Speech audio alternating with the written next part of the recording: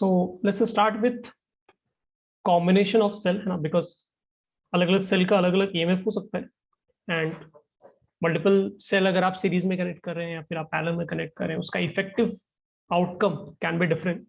So now we need to study and consider both the factors. आपको EMF भी consider करना है depending on किस तरह से आपने कनेक्ट किया, and at the same time we also need to consider internal resistance. ठीक है, दोनों फैक्टर को कंबाइन करके आप कंक्लूड करेंगे कि अगर हमारे पास 3 सेल है या फिर 5 सेल्स है, सबको मैं कंबाइन करता हूं तो इफेक्टिवली हमें कितना EMF मिलेगा और कितना इंटरनल रेजिस्टेंस भी उस सर्किट का हमें मिलेगा. So that is what we need to figure out now.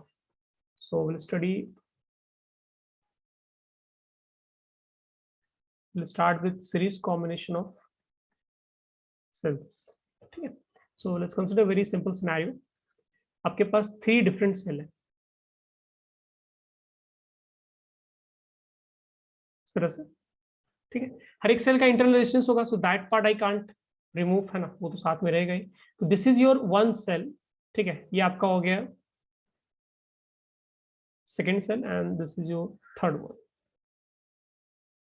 ठीक है, अलग अलग सेल का अलग अलग EMF होगा. सो मे बी इसका EMF is E1, internal resistance is R1, this is E2, internal resistance R2, E3 R3. ठीक है, और इक्विवेलेंट कॉम्बिनेशन का इक्विवेलेंट निकालने का मतलब ये है कि rather than using 3 different cells or 3 cells, what if we use only one single cell which gives us the same result, which means जो EMF हमें इन तीनों को कंबाइन करके मिलेगा उतना ही EMF हमें यहां पर मिल रहा हो.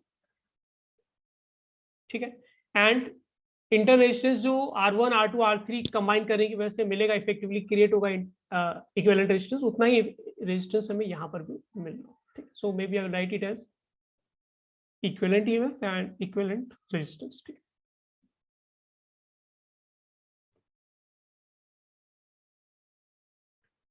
सो इस केस में क्या होगा कि आपका सारा जो बैटरी है वो इस तरह से पैटर्न में कनेक्टेड है कि एक का नेगेटिव टर्मिनल क्या आपका दूसरे के पॉजिटिव से कनेक्टेड है. ठीक है,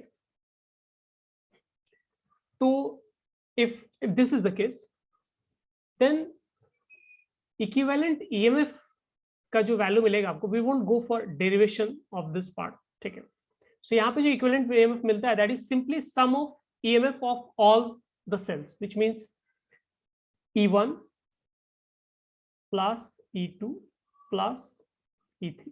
ठीक है, एंड जो आप फाइनल डिजाइन बनाएंगे उसमें जैसे आपके हर एक डिजाइन में क्या लेफ्ट साइड में नेगेटिव टर्मिनल, राइट साइड में पॉजिटिव टर्मिनल, तो फाइनल डिजाइन आप जो बनाएंगे तो उसमें भी लेफ्ट साइड में नेगेटिव टर्मिनल होगा, राइट साइड में पॉजिटिव टर्मिनल होगा, एंड रेजिस्टेंस इक्विवेलेंट वैल्यू जो मिलेगा आपको that will be sum of all this 3 resistance. ठीक है, R1 plus R2 plus R3. ठीक है, यहाँ पर लेकिन आपको कन्वेंशन ध्यान में रखना है, एंड कन्वेंशन ध्यान में ये रखना है कि अगर आपने कोई सेल अपोजिट कनेक्ट किया है, ठीक है, जैसे मान लो मिडिल वाला मैं उल्टा कनेक्ट करता हूं, तो अपोजिट कनेक्ट करने से क्या होगा, आपको अगर इक्विवेलेंट EMF निकालना है तो उस EMF का वैल्यू आपको नेगेटिव लिखना पड़ेगा EMF के एक्सप्रेशन में. ठीक है, बट रेजिस्टेंस के एक्सप्रेशन में there won't be any change. ठीक है, रेजिस्टेंस का एक्सप्रेशन आपका वैसा ही रहेगा जैसे पहले था वो. सो दैट विल सी, आप लोग उस पर क्वेश्चन करेंगे. So let's start, let me just pick one example. ठीक है, सो फॉर एग्जांपल जैसे आपके पास एक सर्किट है जिसमें you have 3 different resistors connected, cells connected, sorry.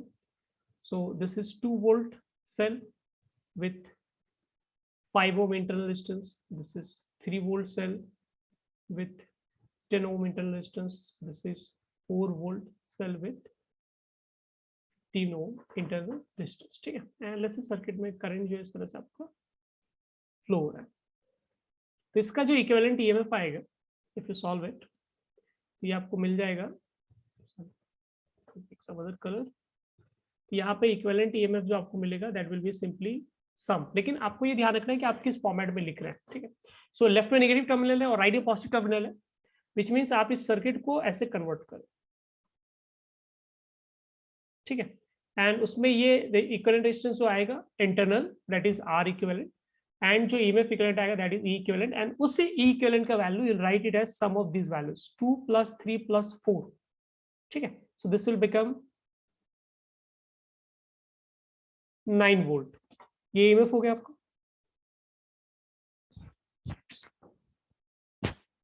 And equivalent resistance हो जाएगा आपका 5 + 10 + just a second, +15 हो जाएगा, ठीक है। So this will become 30 ohm, I guess, है ना। बट ये अगर आप एक डिफरेंट एग्जांपल लेते हैं,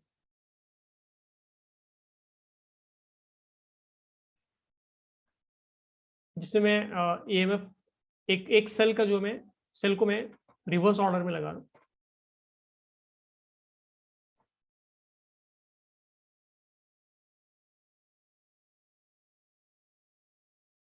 सो लेट्स से कुछ सेम क्वेश्चन लिया हम लोगों ने, बट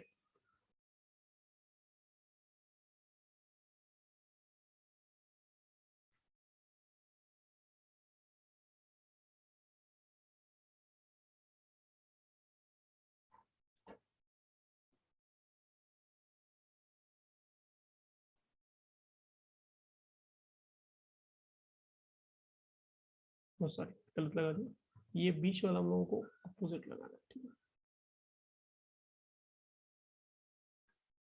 ठीक है, देखो येलो कलर्स में हाईलाइट कर दो, ये आपका एक सेल हो गया, ये दूसरा हो गया और ये तीसरा हो गया, ठीक है। और वैल्यूज वैसे ही, तो ये आपका 2 वोल्ट का है, 5 ओम, 3 वोल्ट, 10 ओम, 4 वोल्ट, 15 ओम, ठीक है। और करंट लेस सर्किट में इस तरह से फ्लो है। तो यहाँ पर जो आपका इक्विवेलेंट डिजाइन बनेगा, अब इस इक्विवेलेंट डिजाइन में आपको डिसाइड करना है, एक अपोजिट लगा हुआ है, तो आपको ये डिसाइड करना है कि आप किस चीज को रेफरेंस में लेके चल रहे हैं, क्योंकि जिसको आप रेफरेंस लेंगे उसके अकॉर्डिंग आप सर्किट बनाएंगे। तो जैसे लेफ्ट में नेगेटिव और राइट में पॉजिटिव, मैं इसी को रेफरेंस लेके चल रहा हूँ, ये पैटर्न में फॉलो कर रहा हूँ। तो उस केस में इक्विवेलेंट ईएमएफ का जो मेरा वैल्यू हो जाएगा, दिस विल बिकम 2 वोल्ट, है ना। फर्स्ट बैटरी फर्स्ट सेल के से that is 2 volt, but second cell क्या है, वो अपोजिट कनेक्टेड है। तो ये अपोजिट कनेक्टेड है, तो आपको क्या करना है, -3 लेना पड़ेगा। एंड देन नेक्स्ट सेल फिर वैसा ही कनेक्टेड जैसा फर्स्ट वाला था जिसको मैंने रेफरेंस लिया, let's say this is your reference, ठीक है। तो लास्ट वाला भी फर्स्ट जैसा ही कनेक्टेड, तो लास्ट का वैल्यू पॉजिटिव में कंसीडर करेंगे, तो देखो कितना हो गया, 3 वोल्ट आएगा ना। तो इस केस में क्या हो गया, आपका बैटरी का ईएमएफ क्या हो गया, ड्रास्टिकली डिक्रीज हो गया। ऑल्दो आपने 3 सेल यूज किया, बट एक को अपोजिट लगा दिया आपने, तो आपका ईएमएफ इफेक्टिवली क्या हो गया, ड्रास्टिकली डिक्रीज हो गया। बट इक्विवेलेंट रेजिस्टेंस जो है उतना ही रहेगा, सो दिस विल बी 5 + 10 + 15, सो 30 ओम, अभी भी 30 रहेगा। सो वोल्टेज काफी डिक्रीज हो गया आपका, लेकिन इक्विवेलेंट रेजिस्टेंस का वैल्यू क्या रहेगा आपका, सेम। एंड अगर आप इसका इक्विवेलेंट सर्किट बनाएंगे, तो जो रेफरेंस लिया आपने उसी रेफरेंस को फॉलो करना है, विच मीन्स आप इक्विवेलेंट सर्किट ऐसे ड्रॉ करेंगे, ठीक है। क्योंकि जो रेफरेंस लिया है मैं उसको पॉजिटिव कंसीडर करके चल रहा हूँ, और मेरा ईएमएफ अगर यहाँ पे पॉजिटिव आ रहा है, इसका मतलब रेफरेंस जो मेरा एंड रिजल्ट है, एंड डिजाइन है, वो वैसा ही दिखेगा जैसे मेरा रेफरेंस दिख रहा है। अदरवाइज मान लो मैंने इक्विवेलेंट ईएमएफ में कैलकुलेट करता और मेरा वैल्यू नेगेटिव आता, तो फिर मैं क्या हुआ, अपोजिट पोलैरिटी का बनाता, ठीक है। सो इस केस में क्या है, आप लेफ्ट में नेगेटिव बनाओगे, राइट में पॉजिटिव बनाओगे, एंड 3 वोल्ट हो जाएगा ये, और ये 30 ओम हो जाएगा। This is what is your equivalent value. This is the result of your series combination of 3 different cells. इसको नोट करो किड्स, किसी को कोई डाउट इसमें तो लेट मी नो।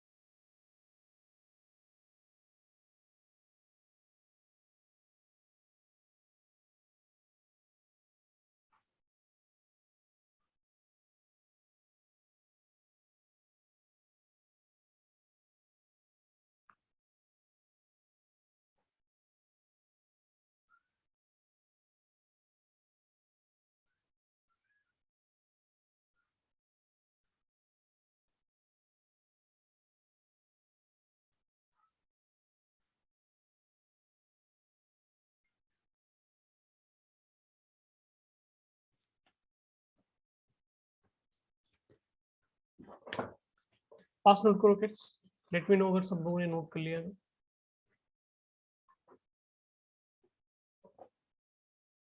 सो सीरीज कॉम्बिनेशन आपको ये ध्यान में रखना है कि जो आपका इक्विवेलेंट रेजिस्टेंस है वो तो उससे ऐड होता है, बट ईएमएफ क्या डिपेंड करता है आपने पोलैरिटी किस तरह से कनेक्ट किया है। तो अगर किसी केस में अगर आपने पोलैरिटी अपोजिट डायरेक्शन में लगाया तो उसको आपको ध्यान में रखना है, अदरवाइज रिजल्ट क्या होगा, रॉन्ग आ जाएगा। ठीक है, so let's solve one problem based on it. एक प्रॉब्लम पे देख लेते हैं।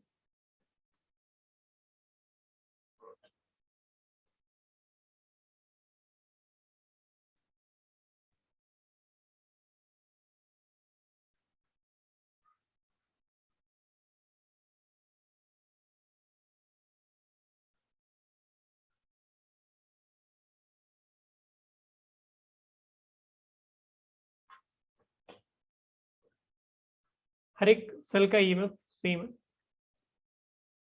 है एंड इंटरनल रेजिस्टेंस भी सेम है। ठीक है, so let me write question. If N identical cells having EMF E and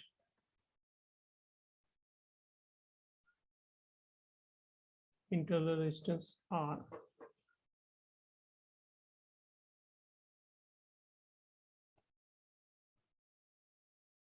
series, connection का order भी सब same.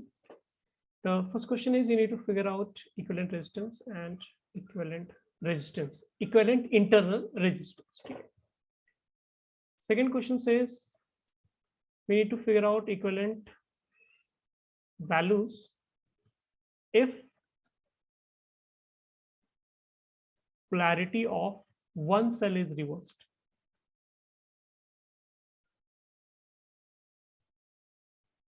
And third question में again same चीज find करना है आपको, but for a different case. If polarity of two cells is reversed. ठीक है, ट्राई करो इससे क्या आंसर आता है, फटाफट सॉल्व करो, चैट पे रिप्लाई करो।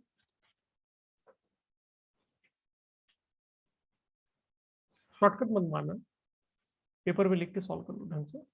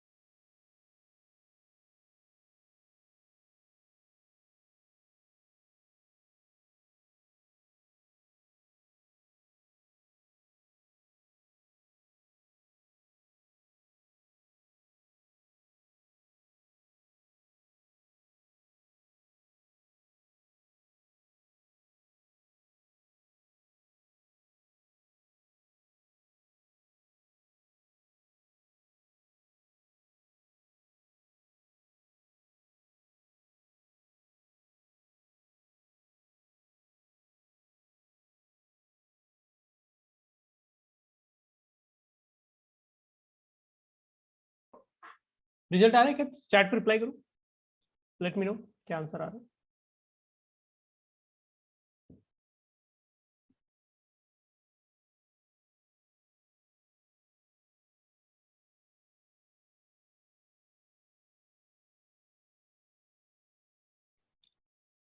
इतना टाइम लग रहा है क्या, रिप्लाई करो फास्ट।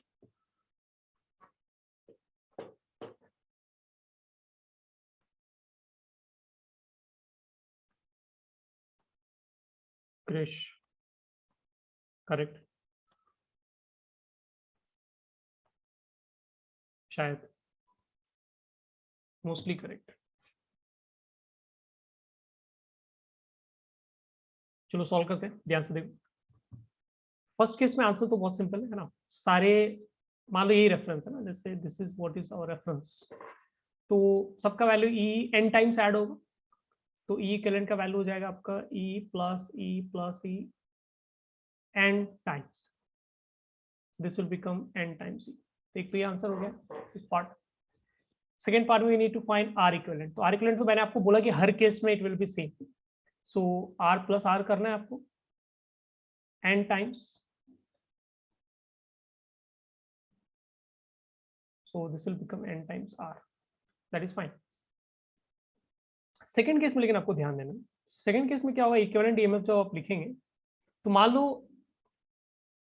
थर्ड वाले को मैंने क्या रिवर्स कर दिया, एक सेल लेना था तो लेट्स से थर्ड को मैंने रिवर्स कर दिया, तो आपको लिखना पड़ेगा एक प्लस ई फर्स्ट वाला, फिर एक प्लस ई सेकेंड वाला, बट थर्ड वाला आपको नेगेटिव लिखना है, एंड फोर्थ ऑनवर्ड्स फिर से प्लस प्लस रहेगा, ठीक है। और ये कितना जा रहा है एन टाइम, ध्यान से देखना।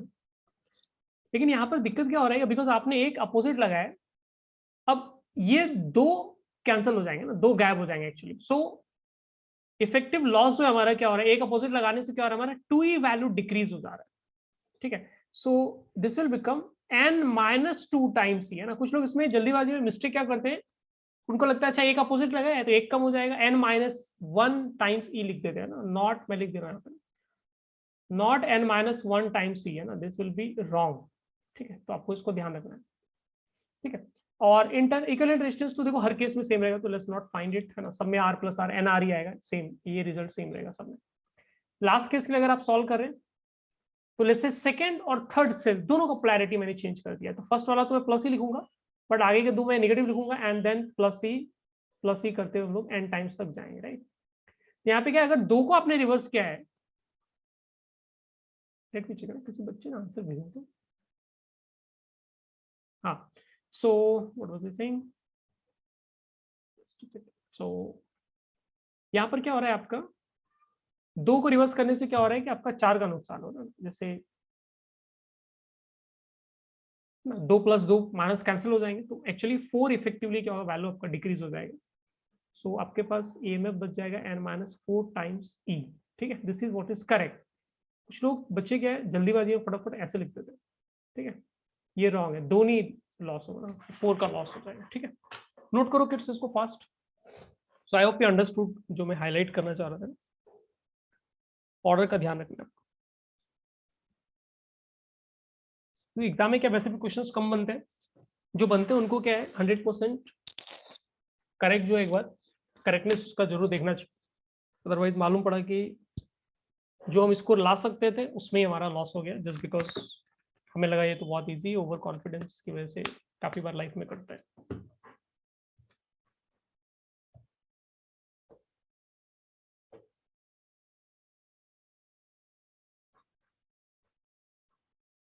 ठीक है, so I guess I hope सबने नोट कर लिया।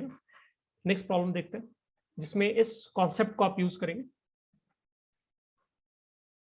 ओ sorry, so just a second, हाँ आराम से नोट करो।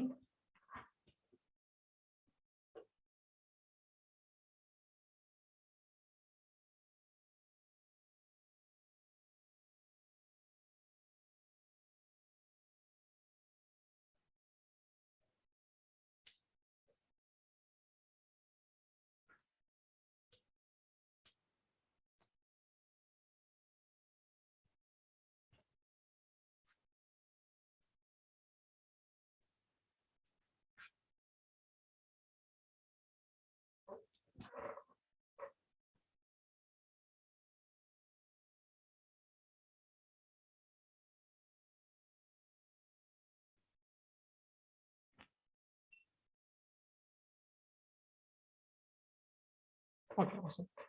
ठीक है, चलो नेक्स्ट पे चलते हैं। नेक्स्ट में आपको ये कॉन्सेप्ट यूज करना है, बट क्वेश्चन डिफरेंट है, फिगर आउट आपको कुछ और करना है उसमें।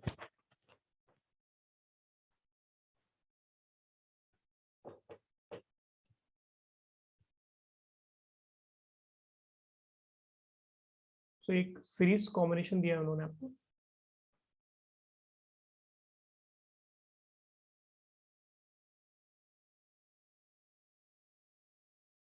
और इसको क्या है, एक वायर से इस तरह से कनेक्ट कर दिया,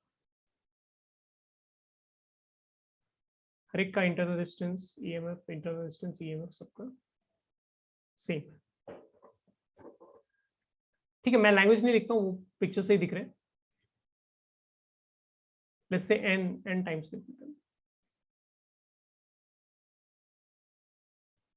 The question is find the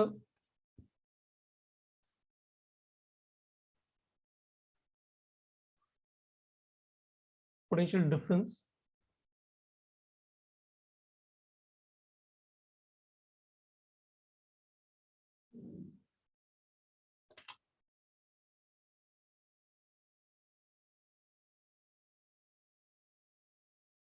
ठीक है, ट्राई करो सब।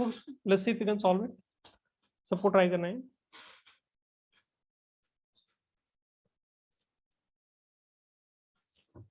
और चैट पे रिप्लाई करो।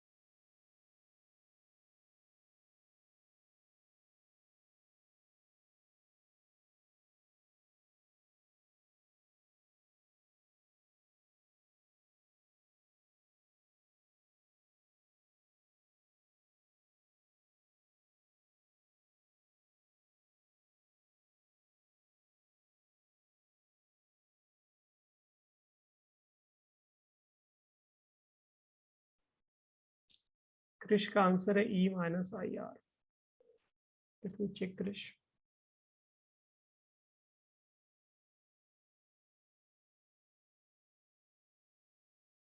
नहीं, आंसर तो 0 है।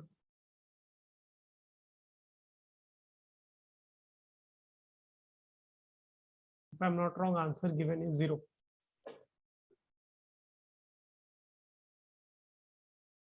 किसी और का आ रहा है रिजल्ट?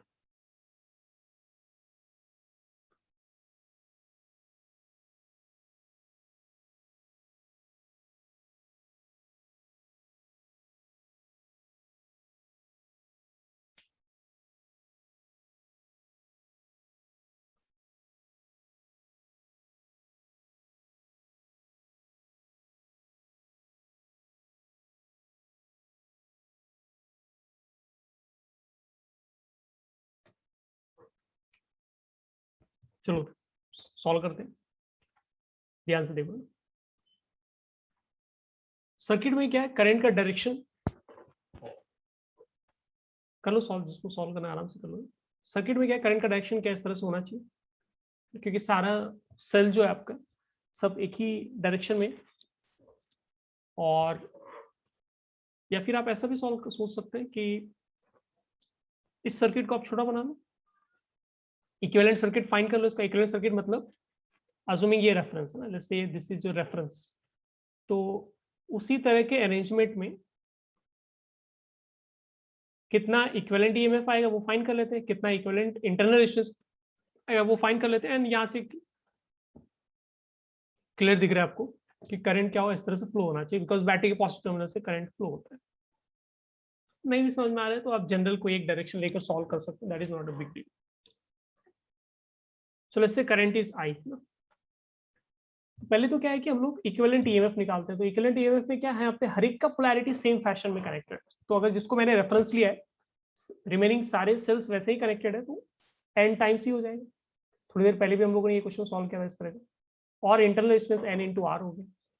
तो ये करंट का वैल्यू मुझे क्या मिलेगा, तो करंट का वैल्यू क्या हो जाएगा, एक सिंपल सर्किट में करंट का वैल्यू हो जाता है आपका पोटेंशियल डिफरेंस, जो इस केस में क्या मिल रहा है, ई इक्विवेलेंट मिल रहा है। मेरा मतलब जो सोर्स है आपका, सो that is E equivalent EMF, और इंटरनल रेजिस्टेंस क्या है आपका आर है। वैसे लिख लो या फिर आप किरचॉफ्स लूप लॉ लगा ले, डजंट मैटर, ठीक है, कैसे भी कर सकते हैं। या फिर एक काम करते हैं, किरचॉफ्स लूप लॉ ही लगा लेते हैं। तो लेट्स से इस डायरेक्शन में ऐसे किरचॉफ्स लूप लॉ लगाया मैंने, तो ईएमएफ ई इक्विवेलेंट को अगर मैं क्रॉस करता हूं तो माइनस से पॉजिटिव, नेगेटिव से पॉजिटिव टर्मिनल मुझे जाना पड़ रहा है, व्हिच मींस वैल्यू इंक्रीज हो रहा है। So I can write it like this, and then R equivalent को आप क्रॉस करेंगे आई करंट लेके, तो आपका लॉस होगा इक्वल टू जीरो। तो यहाँ से क्या आएगा, E equals to E equivalent over R equivalent आ गया ना। तो ये तो काफी नॉर्मल ऑब्जर्वेशन था, ऐसे भी लिख सकते थे हम लोग डायरेक्टली, वोल्टेज बाय रेजिस्टेंस होता है, वोल्टेज को ई इक्विवेलेंट लिख लेते और आर इक्विवेलेंट से डिवाइड कर देते। Anyways, so N E over N R, तो यहाँ पे करंट का वैल्यू मिल गया आपको, ठीक है। Now question is what is the meaning of potential difference across any cell? तो आपको पहले ये समझने की कोशिश करना है, पहले भी मैंने आपको एक्सप्लेन किया था कि बैटरी का ईएमएफ और इंटरनल रेजिस्टेंस दोनों को आप ऐसे सेपरेट नहीं कर सकते हैं ना, मतलब डायग्राम में बनाया हम लोग, देखो हम लोगों ने डायग्राम ऐसे बनाया, ठीक है। तो पोटेंशियल डिफरेंस का मतलब होता है, जैसे पॉइंट ए और बी है, तो पोटेंशियल डिफरेंस का मीनिंग हो गया, पहले भी एक्सप्लेन किया था मैंने आपको, पोटेंशियल डिफरेंस का मीनिंग हो गया वी ए माइनस पी, ठीक है। ऐसे नहीं सोचना है आपको कि सर पोटेंशियल डिफरेंस तो जैसे पॉइंट सी है अगर ये वाला, तो सर पोटेंशियल डिफरेंस में ऐसे लिखना चाहिए, that won't make any sense, because actually आपको क्या लग रहा है कि सर्किट में इस तरह से है कि रेजिस्टेंस का वैल्यू है एंड बैटरी में सेल का पार्ट में अलग दिखा रहा है। एक्चुअली ऐसा है नहीं है, क्या वो इस तरह का एक बैटरी होगा ना, नॉर्मल बैटरी आप जो मार्केट में देखते हैं इस तरह से वो बैटरी होगा।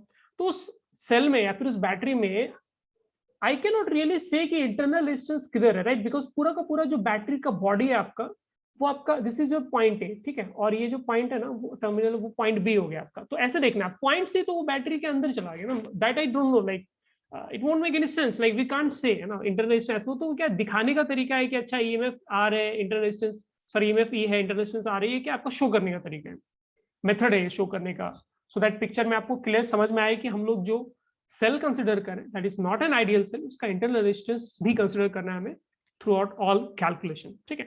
But that doesn't mean if somebody asks you potential difference तो आप ये निकालने लग जाओ ना, ई निकालने लग जाओ, वो नहीं निकालना, ए और सी नहीं निकालना है, जो ये पूरा का पूरा यूनिट जो ना वही सेल कहलाता है, ये पूरा unit will be called cell, है ना, ये पूरा यूनिट को आप एक सेल बोलेंगे। So if somebody asks you cell के across potential difference, which means यहाँ और यहाँ पर पॉइंट लेना है ना, बीच में नहीं ले लेना आपको, ठीक है, क्योंकि उसका कोई मतलब नहीं है, वो logical. Anyways, you got the point.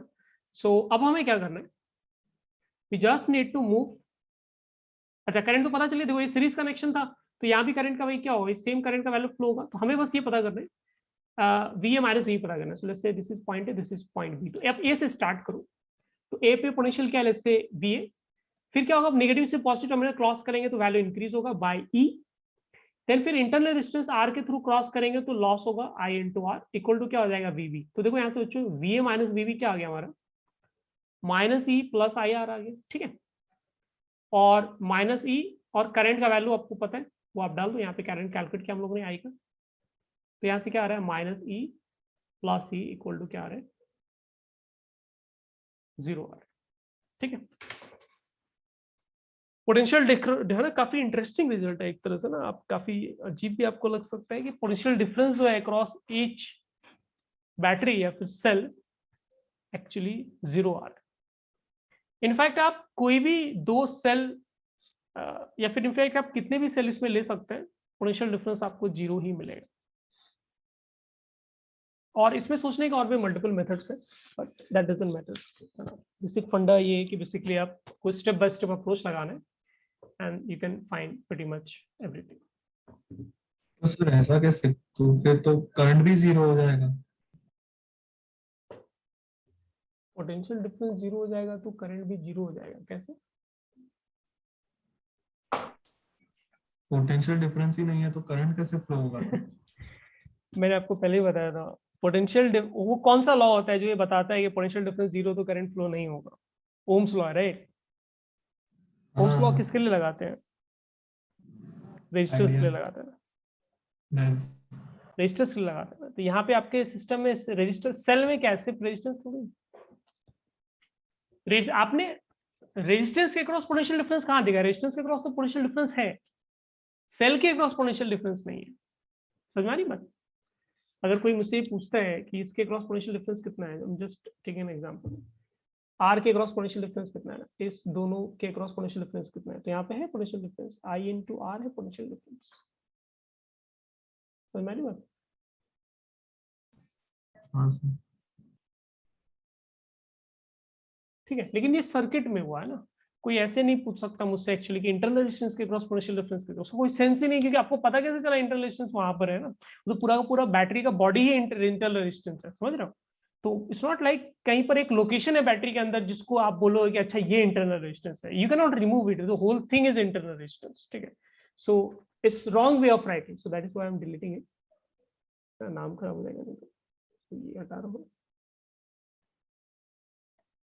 I hope you got your point. ठीक है, पोटेंशियल डिफरेंस नहीं होगा तो करंट फ्लो नहीं होगा, that is true, but that is only when potential difference across a given register is zero. ठीक है, plane wire में करंट फ्लो होता है, आइडियल वायर में करंट फ्लो होता है विदाउट पोटेंशियल डिफरेंस। तो सर पोटेंशियल डिफरेंस इंड्यूस कौन करा रहा है? सारे बैटरीज में करा,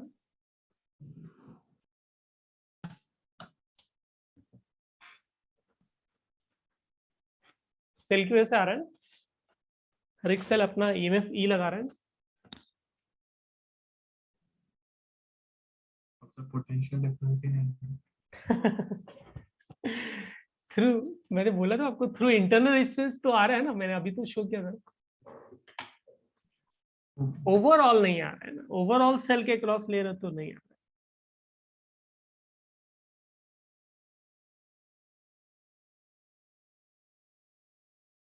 ठीक है, आई होप हो गया, नोट कर लिया सब लोगों ने, बढ़िया आगे हम लोग।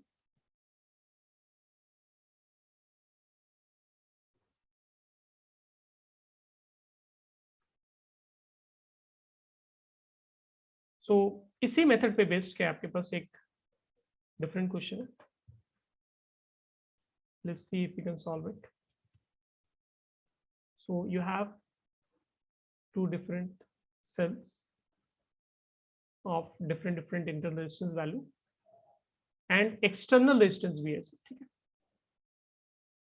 so this external resistance is R, EMF is E, internal R1 है and R2 है। ठीक है, capital R is obviously external resistance, generally external resistance को कैपिटल R से हम लोग शो करते हैं। and the question is we need to find the value of capital R such that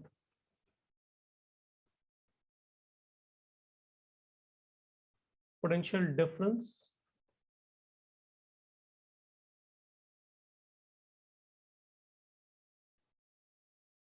across the terminals of cell having internal distance R2 is 0। ठीक है, सो दो cell है यहाँ पे, मैं हाईलाइट कर देता हूँ। सो एक सेल ये हो गया आपका ना, और एक सेल ये हो गया। ठीक है, तो सेकेंड सेल जिसका इंटरनल रेजिस्टेंस R2, उसके क्रॉस पोटेंशियल डिफरेंस 0 है, उसके लिए कैपिटल R का वैल्यू क्या होना चाहिए? इसका मतलब हर केस के लिए नहीं आता होगा, so we need to figure out. चलो सॉल्व करो इसको फटाफट, लेट मी नो क्या आंसर आ रहा है।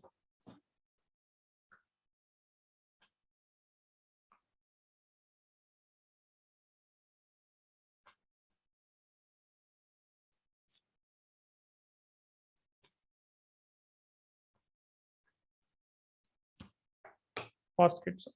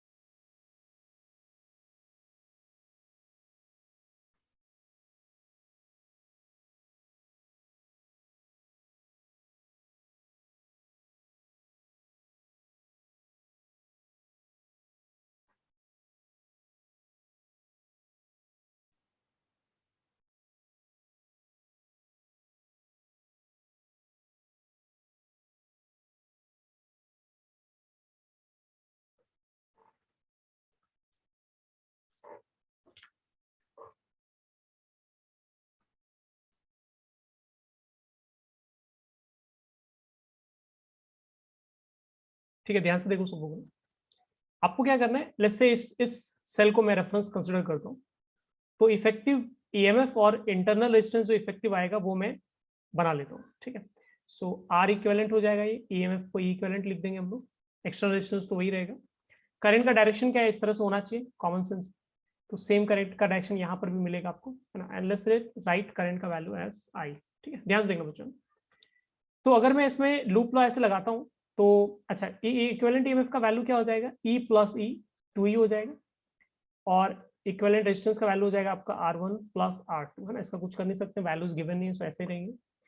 लूप लॉ लगाते हो अगर आप, सो मान लो मैं यहाँ से स्टार्ट करता हूँ, तो ईएमएफ अगर मैं क्रॉस करता हूँ तो आई will right plus E equivalent, और करंट आई लेकर मैं जाना, this is current I, so current I लेकर जाओगे आप तो इतना लॉस हो जाएगा। फिर आर, कैपिटल आर के थ्रू भी आप पास होगे तो भी लॉस होगा ना, इक्वल टू 0, ये किरचॉफ सेकंड लॉ। तो यहाँ से हमारा आई का वैल्यू आ रहा है equivalent EMF divide by equivalent resistance plus capital R, which means 2e divide by R1 plus R2 plus capital R. तो ये आपका करंट का वैल्यू मिल गया। ठीक है, अब आपको फाइंड करना है कि potential difference across second terminal 0। तो मे भी इस पॉइंट को मैं ए बोल दे रहा हूँ, इस पॉइंट को बी बोल दे रहा हूँ, ए से बी चलते हैं करंट की डायरेक्शन में सेल के क्रॉस। तो आप क्या लिखोगे, ए का पोटेंशियल वी हो गया, फिर आप सेल के अंदर जैसे ही क्रॉस करोगे तो नेगेटिव से पॉजिटिव टर्मिनल क्रॉस करोगे तो प्लस ई, वैल्यू इंक्रीज होगा। देन R2 के थ्रू क्या होगा, लॉस होगा, तो माइनस आई R2 लिखोगे, और इवेंचुअली आप पॉइंट बी पे पहुंच गए। सो VA माइनस VB हमें ढूंढना था, और ये वैल्यू हमें मिल जाएगा माइनस ई प्लस आई R2। लेकिन क्वेश्चन ने बोला है कि क्राइटेरिया ये कि आपका पोटेंशियल डिफरेंस जो है 0 है, तो दिस इज 0।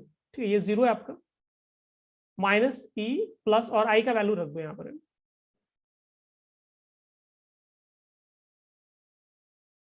ठीक है, यहाँ से ई कॉमन लेकर आप हटा सकते हो, तो कैपिटल आर का वैल्यू मिल जाएगा आपको R2 माइनस R1। ठीक है, ये आपका